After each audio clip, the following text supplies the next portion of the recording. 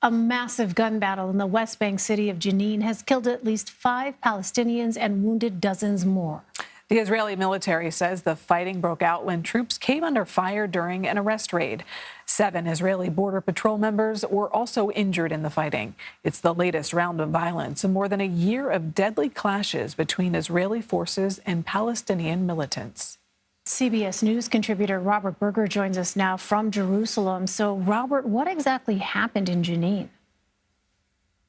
Well, what started out as a routine overnight raid to arrest wanted Palestinians in the West Bank town of Jenin, it certainly didn't turn out that way. It was anything but routine. What happened is that as the Israeli forces were pulling out, an armored vehicle was hit by a roadside bomb, and 7 Israeli soldiers were injured, and 4 other vehicles, 5 in all, were disabled. So the Israelis had to try and extricate those troops and vehicles under very heavy fire. It was a major gun battle, at least 10 hours. And the Israelis finally got the soldiers and the vehicles out, but it was one of the bigger battles that we've seen, heavy casualties on the Palestinian side. And the reason the Israelis are carrying out these raids almost nightly is they're trying to weed out militants and gunmen who have been responsible for a wave of deadly drive-by shootings in the West Bank. Robert, why was this some of the fiercest fighting in years? Well, because that you saw a roadside bomb, and also the Israelis brought in a helicopter, and that's the first time we've seen a helicopter in battle in the West Bank since the second Palestinian uprising about 20 years ago. But it's certainly, both of those things are very rare. A roadside bomb that disables an Israeli vehicle, and also the use of a helicopter gunship. Certainly, there's a danger of revenge attacks by Palestinians and an escalation. I want to ask you, Robert, about another development. On Sunday, Israel's government approved plans for thousands of new housing units in the occupied West Bank. How will that impact the prospect of a two-state solution? Well, the Palestinians and the United States say that settlements are an obstacle to peace, very simply.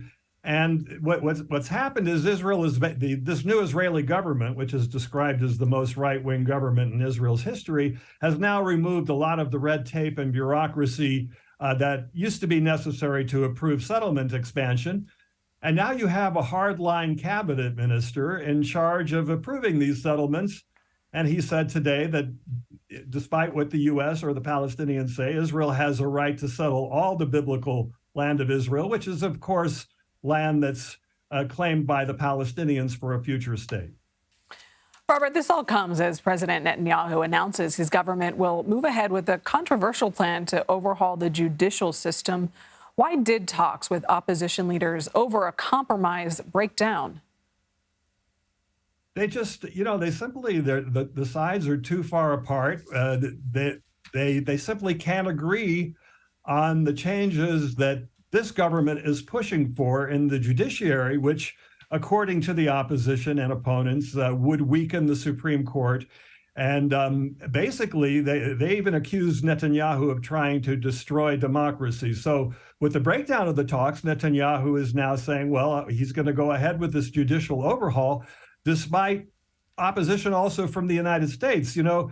It's important to note that Netanyahu still hasn't received an invitation to visit the White House. So Netanyahu has a dilemma. He wants to have good relations with Washington, but he needs the hardliners in his government who want this judicial reform. He needs their support to remain in power. Increasingly tense situation there. Robert Berger, Robert, thank you so much.